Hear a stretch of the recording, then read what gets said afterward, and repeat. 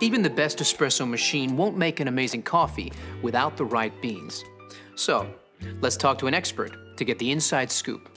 Paul Geshos is a professional coffee roaster, so let's ask him what to look for to enjoy third-wave specialty coffee.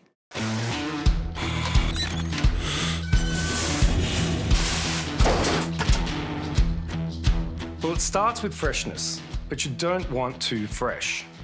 Coffee beans are at their peak flavour from about 5 to 30 days out of roast. Immediately after being roasted, coffee releases CO2, so using it before that 5-day mark makes it a bit more challenging to work with.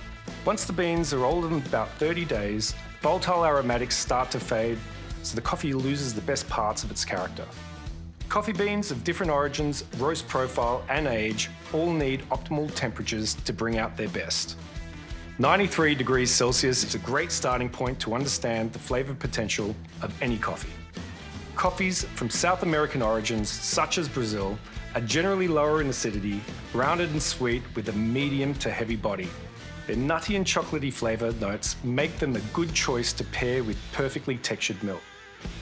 On the other hand, coffee beans from African origins, like Ethiopia and Kenya, are higher in complex acidity and can be more floral and delicate. Stone fruit and citrus are very common flavour notes. You'll experience and make these origins the perfect choice for a single origin espresso or long black. Blending multiple varietals to build taste complexity is something we like to do as roasters, so definitely take some time to truly experience different blends at home.